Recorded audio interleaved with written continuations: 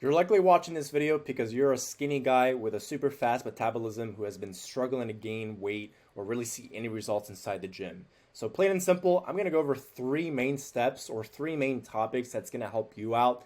That has helped me out tremendously when it comes to packing on mass because I am also a former skinny guy with a fast metabolism. So let's get straight into things for today. As mentioned, the 3 points that I'll be focusing on within this video is diet, training, and rest and recovery. And before you guys kind of say, who is this guy? Why should I even be listening to him? This is why you should be listening to me. So let me show you my credentials here. So this is how I used to look like before. This is probably around the time I was still in high school. So as you can see, I have a track and field uniform right here. But as you guys can clearly see, I was a pretty skinny individual. And just for some measurements, I'm 6'0". Currently I weigh 220 something pounds. But back then here, I probably weighed around the 130 mark, give or take. And compared to how I look like right now. So this is how I look like now. So this picture was taken a few months ago, and this picture was actually taken about a couple days ago.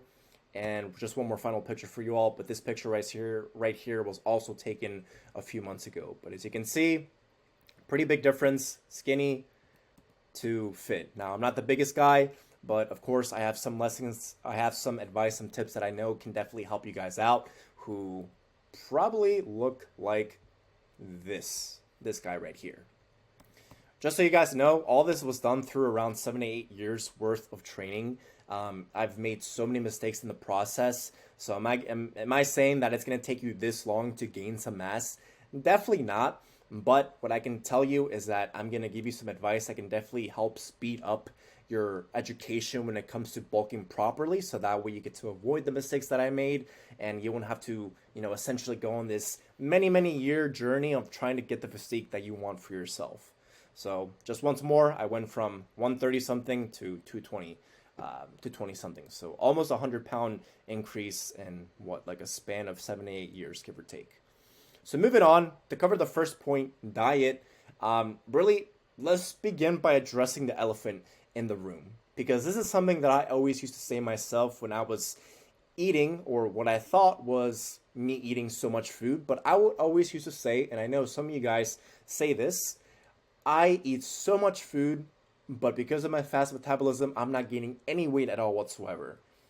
To be blunt with you all, you are still skinny not because of your high metabolism. You guys are still skinny because you're simply not eating enough. That's just it.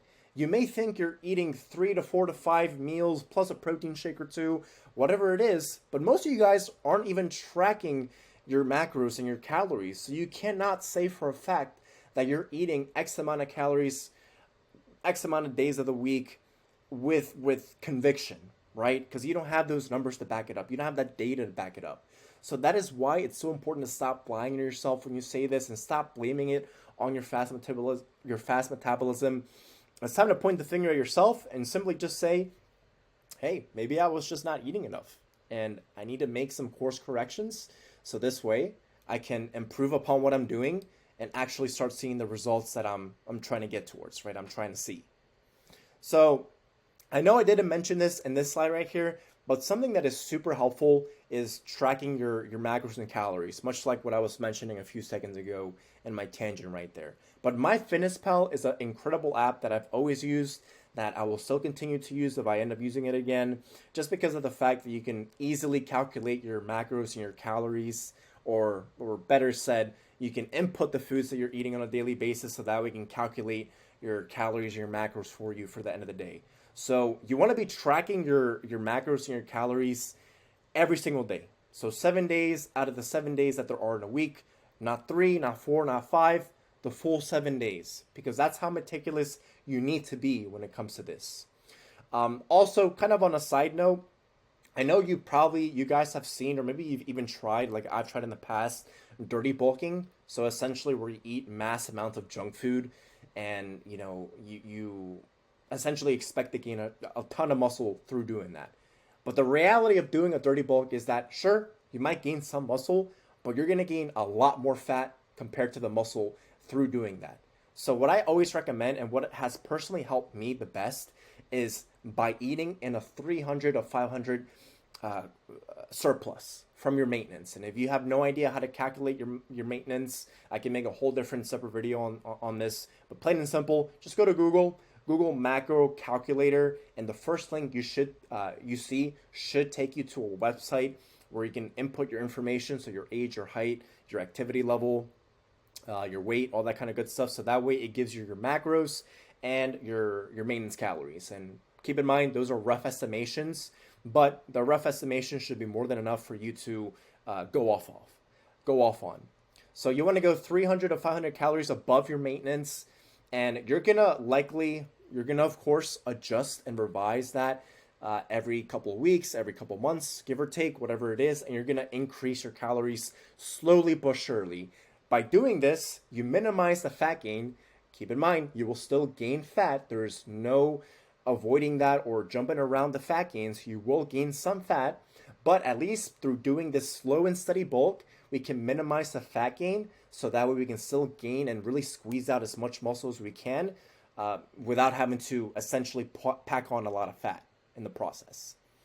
So something that has really helped me as well, because I know there's the whole force feeding side of things, and likely a lot of people do that, and I've done this before, is because I eat a lot of the leaner meats, so like chicken breast, tilapia, 93.7 ground beef, ground turkey. Like those meats, you get so sick of it at a certain point. I've gotten sick of it at a certain point myself, and so that's why eating those higher calorically dense foods like chicken thighs, oats, white rice, red meats, salmon, pork chops, whole milk, and eggs is really super helpful. And with the eggs, I will stress not egg whites, but whole eggs, including the yolk.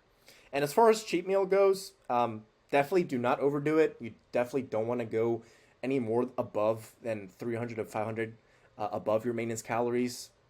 But you can use cheat meals as a tool inside your toolbox to help you reach your calorie goals a little bit quicker, right? Or a little bit easier. So personally for me, I always love a good burger, a good greasy burger, or a good greasy pizza, maybe some fries, some tater tots, whatever works best for you. Make sure you're getting enough protein though inside those cheat meals, so that way you can also reach your protein goals as well, apart from your calorie goals. But I'd say maybe eat a cheat meal whenever you do feel like you need it to help you kind of reach that your daily caloric needs or your daily caloric goals. So definitely just view it as a tool inside your toolbox, instead of something that you should eat all the time and then you just end up being, super fat and feeling super unhealthy, and you're out of breath when you climb up a few sets of stairs. Moving on though, this mentions the last point I just covered. I don't want to gain fat, but I will further emphasize you cannot gain muscle without gaining some fat in the process. So do not, as I mentioned already, do not try to jump over it or run around it. It's inevitable, so just accept it, welcome it, and if anything, it might even add to your physique. So this is a nice little cheat code for you all. A big thing that I used to love to do, or I used to love to consume, is protein shakes. And I'm not talking about the protein shakes where you just have a shaker bottle, put in like a scoop or 2 scoops of protein powder, and then put in some milk in there, shake it up, and you're good to go. But I'm talking about the protein shakes where they're almost 1,000 calories and contain so much protein. So my go-to protein shake back then would always used to be 2 bananas, 1 to 2 spoonfuls of peanut butter, the chunky kind, and it doesn't matter what brand, just get the chunky kind. 1 to 2 scoops of protein powder. Personally, I love chocolate, so I would always go for the chocolate protein powder. It also goes well with the peanut butter and the banana. Oh my God, trust me, it's so delicious. But you do you, whatever works best for you. But personally, I would go for chocolate. 30 grams of oats, 350 milliliters of milk, blend it all up, and then boom, you have a delicious, high calorie, high protein shake that's gonna either replace a meal if you feel like you want to use that to replace a meal, or you can add it to one of your meals. As far as training goes, most of you guys don't train with attention. You just swing the weight around and really train in a way to fuel your own ego. And you pick a weight that you should not be lifting at all, so that way you can further fuel your ego And if anything, that's just going to lead to further injury. You're going to really minimize your progress that you could be making inside the gym. And overall, you're just wasting your time when you're training this way. Because if you don't train with a purpose in mind, there really is no point for you to train at all, right? So, how we want to combat that, that has really helped me out, is training with intensity. You want to train until true muscular failure. You might be asking, what does training till failure look like? Like, what does that even mean? Because I've been hearing that so often. What that means is training until you cannot do one full rep of a certain exercise anymore. So, when you essentially try to, for a bicep curl, let's just do this for example sakes. When you try to do one more rep of bicep curl, you try to curl one more full rep, but then you stop in the middle and then you can't get it up anymore and then you just go down, right? That wouldn't count as a rep. So what that means is that you've reached true muscular failure when you train in that way.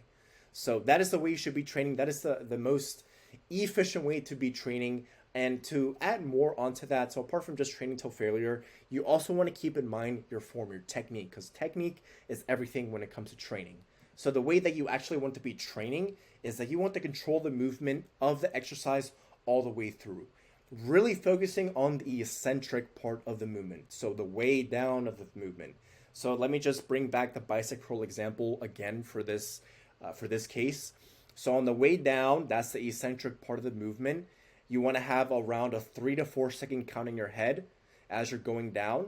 And then at the stretched portion of the movement, so at the bottom of the movement, you want to pause for 1 to 2 seconds, because the stretch of any exercise is super, super growth promoting. It's not like super growth promoting to the point where you're going to, be the next C-bum or anything like that.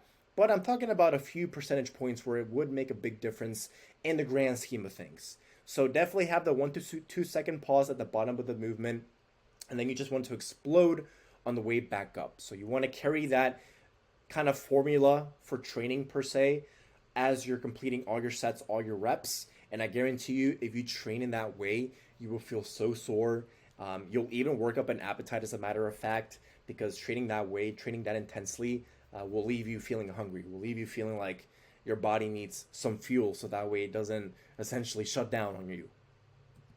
So a big question that's also asked as well is rest times. Like, how much time should you be resting in between sets? Should we be taking 60-minute or 60-second long rest times, 90-second long rest times? Like, what does it look like? I always say, as a rule of thumb, 3 to 5 minutes is perfect in terms of a range for rest time.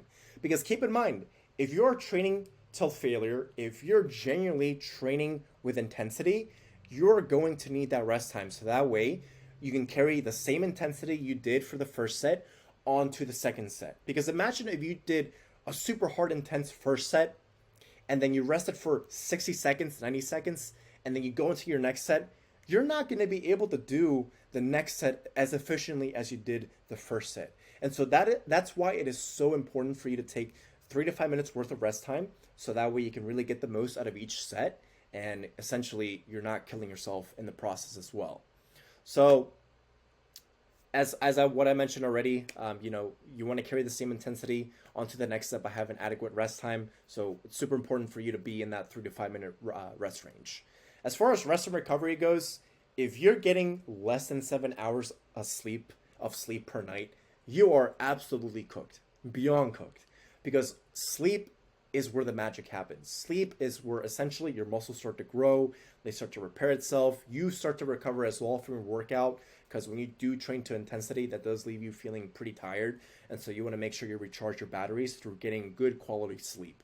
So if you're someone who has like terrible sleeping habits or whatever the case may be, I always recommend trying these different items, or at-home remedies would be better said, actually. So melatonin, sleepy time tea, taking warm baths, not using your electronics an hour before bed, maybe even read an hour before bed, try meditating. So doing these different items or these different at-home remedies can definitely help you out. I know taking melatonin in the past helped me out tremendously to improve my sleep, but That's what worked for me. I'm not saying melatonin is going to work for you because I know some people have different reactions when they take melatonin. So try these things out. Even try Googling some more at-home remedies, see what works best for you, so that way you can actually get the sleep that you need to be fully, rested and recovered for the next workout that you need to do.